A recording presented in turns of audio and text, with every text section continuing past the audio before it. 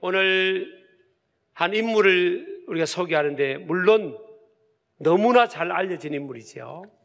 믿음의 조상 아브라함입니다. 그는 약 4200년 전에 생존해서 살아갔던 인물이고요. 극적으로 하나님을 믿는 믿음을 선택해서 위대한 믿음의 조상이 되고 위대한 축복의 주인공이 되었던 인물입니다. 하나님께 특별하게 부름을 받고 콜링을 받았던 그 나이가 75세였습니다. 요즘으로 그 당시로 말하면 평균 수명으로 따지면 중년기에 하나님의 그런 부름을 받았습니다. 그가 부름을 받았을 때 그 가정은 빈 파우더 패밀리였습니다. 직역하면 콩가루 집안이었어요. 되는 게 없는 가문이었습니다. 아버지가 데라였는데 그 아버지가 세 아들을 낳았는데 하나들은 일찍 죽고 또 하나들은 75세가 되도록 아이가 없고 하나들은 죽은 형제의 딸하고 결혼을 하고 요즘 상식으로 말하면 뭔가 정말 이렇게 상식적이지 않는 그런 가문이죠. 이런 이유가 사실은 그 아버지 데라라는 사람이 여호수아서 24장 2절에 보니까 강 건너편에서 우상 숭배를 했다. 강 저쪽에 거주하여 다른 신들을 섬겼다. 그렇게 되어 있어요. 이 데라는 아담의 19대 손이었습니다. 그리고 노아 홍수 이후에 이제 인구가 번창하게 될 때 노아와 128년을 동시대에 살았던 인물입니다. 물론 노아와 같은 집에서 산 건 아니지만 노아를 통해서 믿음의 의인들이 어떻게 살아가야 되는지를 그는 알았어요. 그리고 노아가 낳은 세 아들 셈, 함, 야벳 중에서 셈의 후예였습니다. 셈의 후예였어요. 그리고 그 셈의 후예 중에서 믿음이 좋았던 에벨의 후손이었습니다. 이로 본다면 믿음의 뼈대에 있는 가문에서 자란 인물이 데라였습니다. 여러분요, 빌립보서 4장 13절에 보면 내게 능력 주시는 자 안에서 내가 모든 것을 할 수 있느니라 그랬어요. 만약 내게 능력 주시는 주님이 빼놓고 나는 모든 것 할 수 있다, 나 혼자 할 수 있다, 그러면 그 교만한 사람이죠. 하나님이 가장 기뻐하지 않는 사람이에요. 그러나 내게 능력 주시는 자 안에서 I can do everything through him who strengthens me. 내게 능력 주시는, 나를 도와주시는, 내게 힘을 공급하시는 그분을 통하여 나는 모든 것을 할 수 있다. 아멘. 이것은요, 교만함이 아니라 진정한 믿음입니다. 믿음의 고백인 겁니다. 그래서 로마에 가면 바티칸에 2000년 교회사의 양대 기둥의 상이 있잖아요. 하나의 상은 베드로의 상이고 하나의 상은 바울의 상입니다. 그러니까 하나님의 능력, 예수 그리스도의 능력의 도우심을 인해서 모든 것을 할 수 있다는 이런 이 셀프 이스팀이, 이 자존감이 그렇게 이미지화가 된 거예요. 그러니까 사도 바울은 복음 전하다가 어려움이 오고 핍박이 오고 40에 하나 감한매를 여러 번 맞고 칠흑 같은 어둠에서 생사의 문제에 그 위급한 그런 상황을 만나고 매를 맞고 감옥에 들어가 있어도 꺾이지 않는 거예요. 왜 꺾이지 않죠?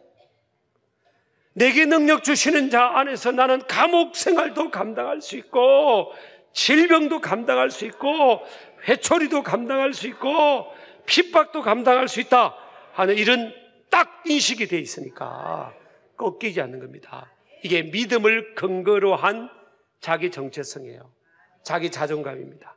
우리 신길 성결 가족들은 이런 믿음을, 이런 자기 정체성을, 주 안에서의 자존감을 갖기를 축복합니다. 그래서 여러분, 들려지는 것은 굉장히 중요합니다. 그러면 믿음으로 산다는 게 뭐냐? 하나님은 그러면 어떤 분이신가? 하나님과 나와는 어떤 관계성 속에서 내가 믿음으로 살아가야 될 것인가? 한번 살펴보고자 합니다. 먼저 하나님께서는요, 아브라함에게 1절에 보니까 여호와께서 아브라함에게 이르시되 그랬어요. 따라합시다. 말씀하시는 하나님. 하나님은 아브라함을 포함하여 사람들에게 뭐 하신다고요? 말씀하시는 겁니다. 아브라함에게도 말씀하시고 저와 여러분에게도 말씀하시기를 원하세요. 여기서 말씀하다, 이르다 이런 단어는 아마르라는 히브리어 단어입니다. 보편적으로 이야기하다, 말하다, 많은 사람들에게 이야기하다, 말하다 이럴 때 쓰는 단어가 아마르라는 단어입니다. 하나님은 당시에 많은 사람들에게도 말씀을 하셨어요. 믿음으로 살면 내가 어떻게 축복해 주겠다고 말씀하셨어요.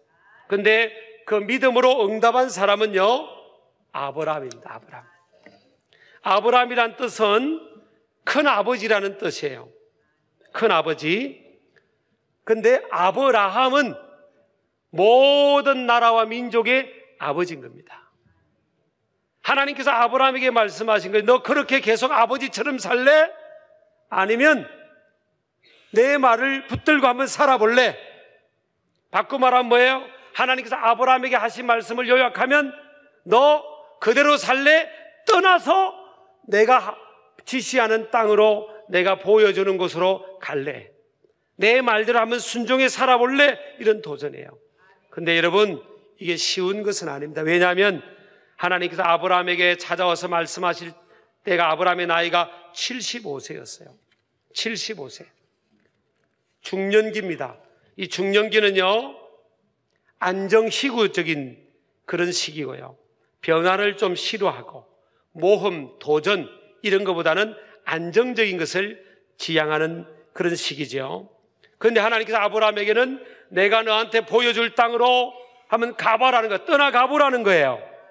떠나가보라는 겁니다. 그리하면 내가 어떻게 축복해 주겠다, 그런 내용이 나오고 있습니다. 근데 아브라함이 떠나갈 수도 있고 안 떠나갈 수도 있는 거예요. 왜냐하면 하나님께서 우리 인간을 만들 때 자유의지, 프리윌을 주셨기 때문에요. 근데 떠나가라는 말씀은 아브라함이 따르기에는 너무나 어떻다는 거예요. 두 번째 보면 너무나 어떻죠? 어려운 말씀입니다. 두 번째 띄워주세요. 떠나가라는 말씀은 아브라함이 따르기에는 너무나 어려운 말씀입니다. 뭐라고요? 너무나 어려운 말씀이에요. 여러분, 하나님 말씀을 우리가 듣기는 좋아요.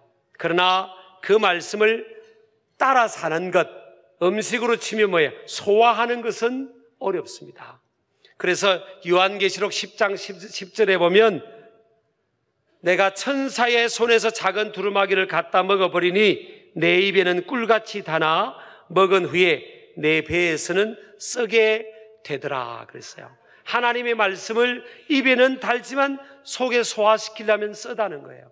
말씀을 따라 사는 것은 쉽지 않다는 겁니다.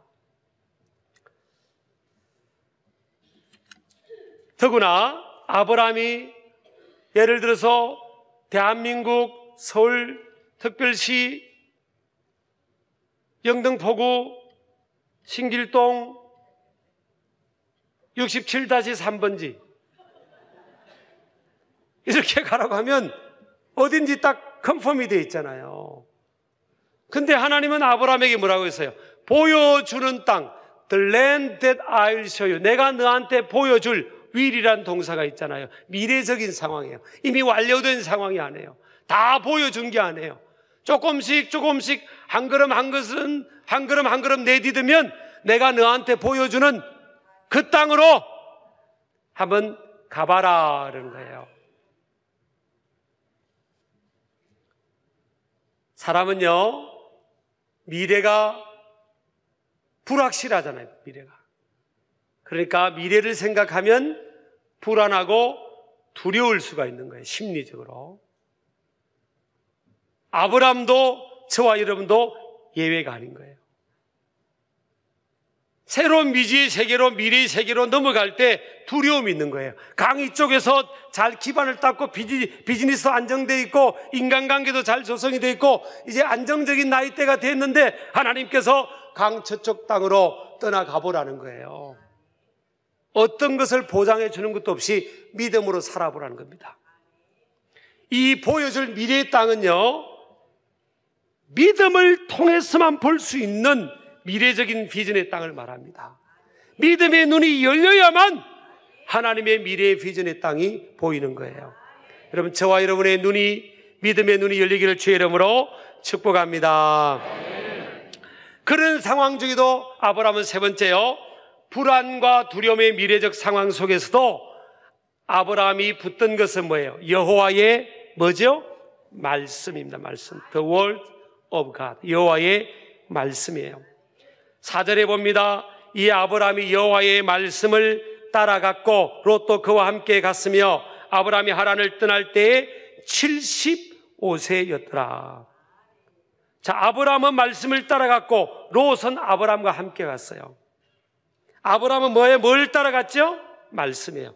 자, 어떻게 말씀을 따라가지? 그런 말씀이 아브라함의 앞을 갔다는 거예요. 이것은요, 우리에게 주어진 하나님 말씀을 따라갔다는 표현은 크게 두 가지 도전을 줍니다. 첫 번째는 여호와의 말씀의 역동성이에요. 역동성.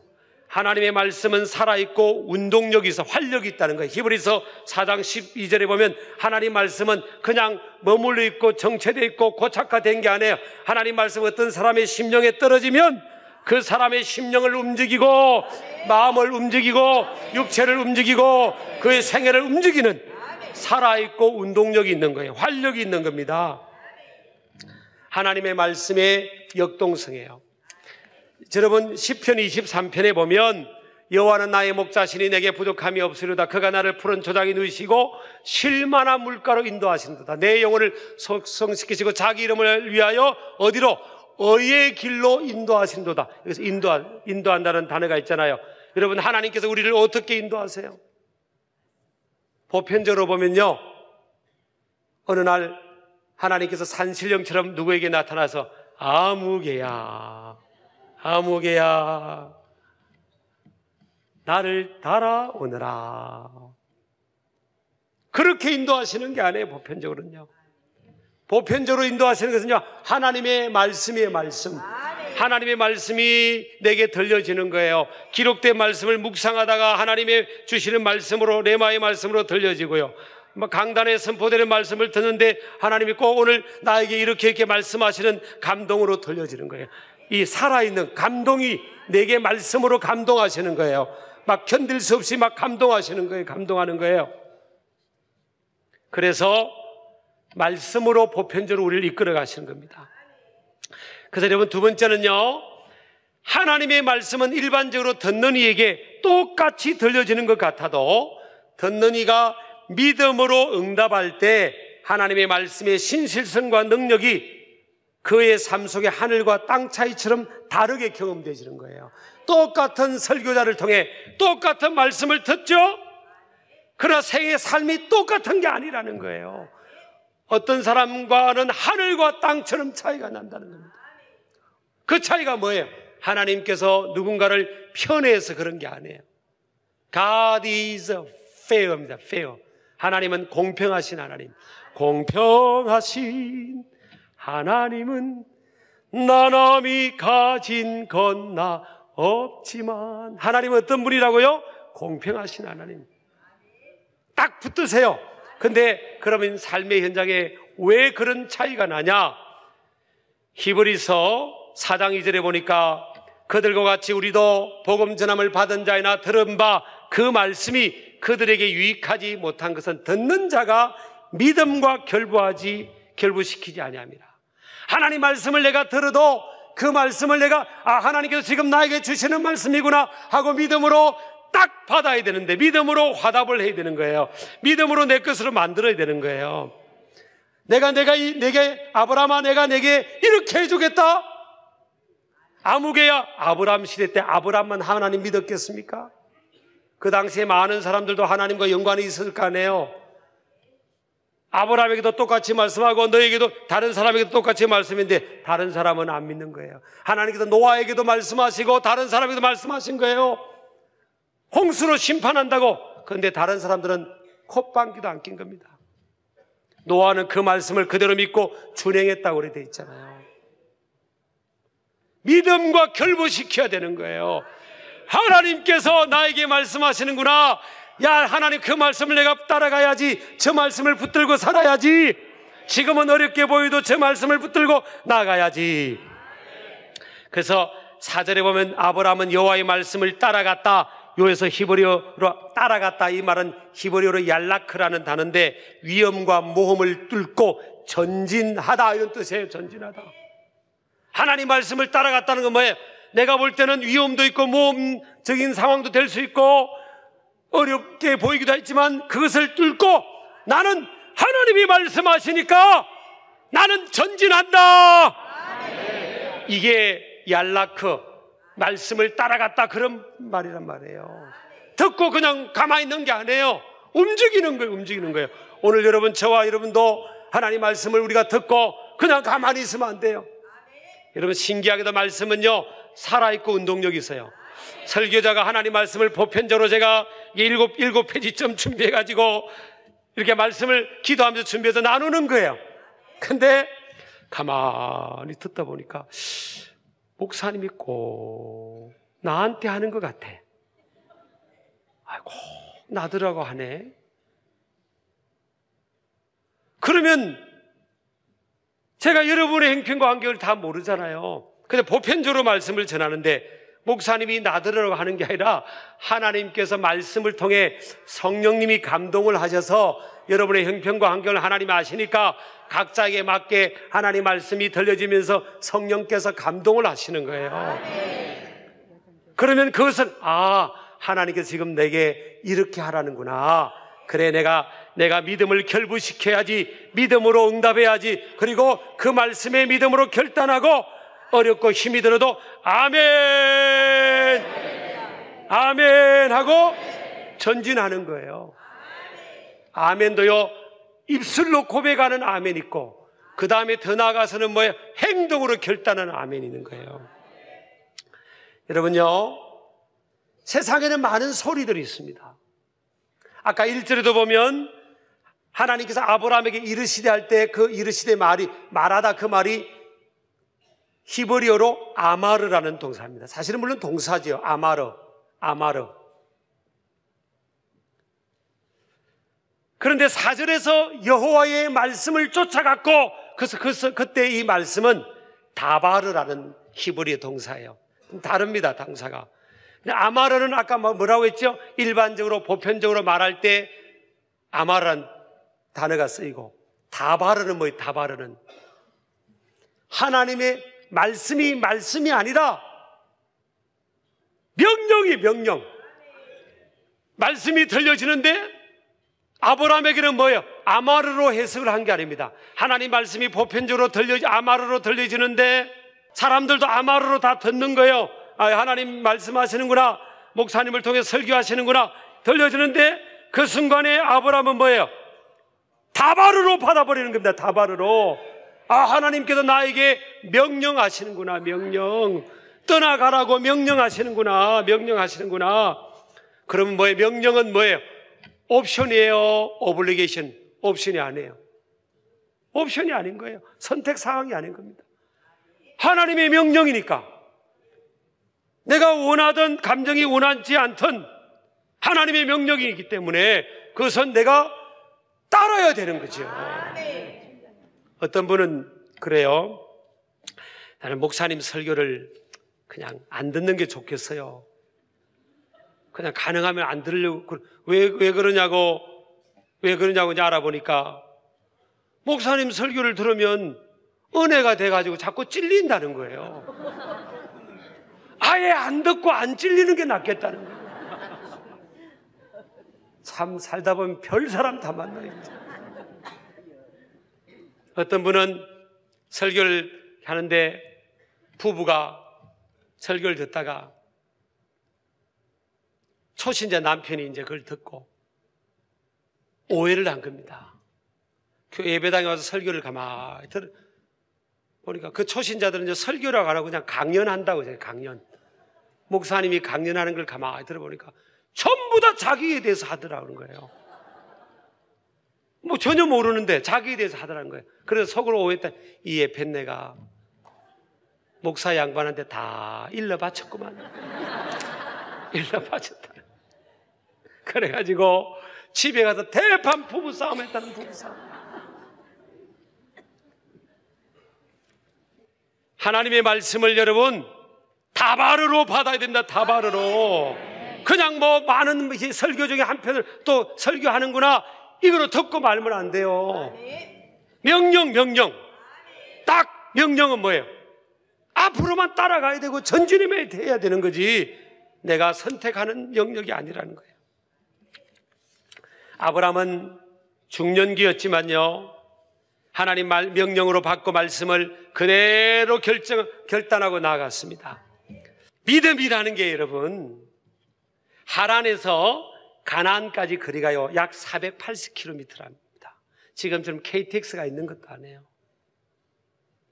도로 사정이 좋은 것도 아니에요. 근데 아브라함은 그 멀고 어려운 여정을 나이도 많은데요 하나님께서 떠나가라니까 그냥 가는 거예요. 믿음이란 게 뭐예요? 하나님이 하라고 하면 하고 놓아라면 놓고 가라면 가고 멈추라면 멈추고 이게 믿음이잖아요. 내 방식대로 고집하는 삶은요 성숙된 믿음의 삶은 아니에요. 어떤 분이 이제 주일날 예배당을 안 오고 등산을 간 겁니다. 뭐 그럴 수 있죠. 뭐 사람이 가끔 셀 때가 있잖아요. 어떻게 완벽할 수가 있겠어요? 그렇죠? 저는 뭐 이해합니다. 그렇다고 또 이경 목사님 주일 예배 안 드리고 등산 가도 된다고 했다 그러지 마세요. 그건 아니고 사람이 그럴 수 있죠. 자기에 대해서는 철저히 되지만 남에 대해서는요 그냥 뭐 그럴 수 있죠. 저도 뭐 그럴 수 있다고 생각해요. 근데 이분이 이제 등산을 잘하고 저녁 때쯤 내려오다가 발을 헛디뎌 버린 거예요. 발을 헛디디가 막 굴르다가 소나무에 턱 걸친 거예요. 보니까 밑에 낭떠러진 겁니다.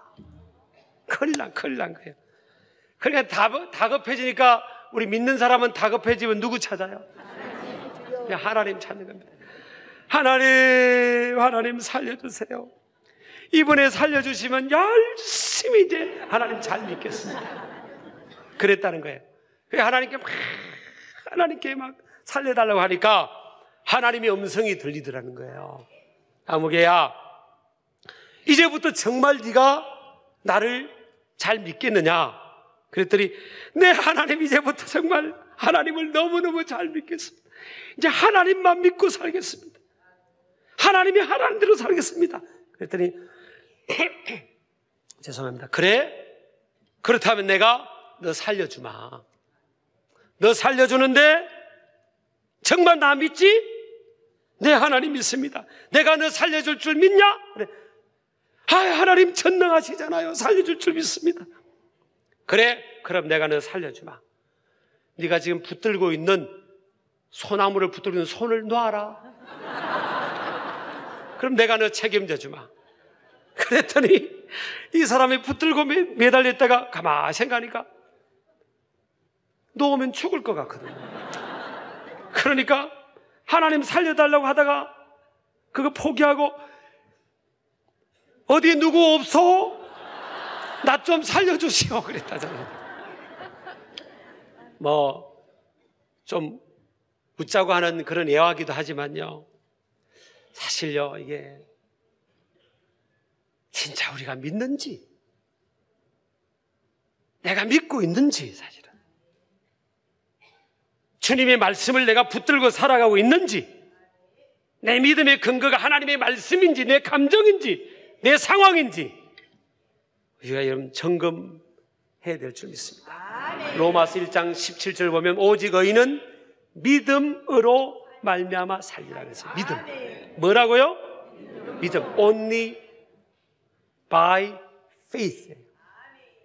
오직 믿음 오직 믿음 능력의 주님을 믿으시오. 아멘. 올해는 정말 철저하게 믿음 위에 서기를 축복합니다. 아멘. 믿음이라는 것은 하나님께 맡기고 말씀을 따라 나아가는 거잖아요.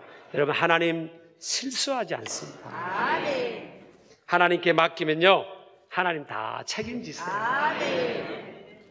믿음으로 승리하는 저와 여러분 되기를 축복합니다.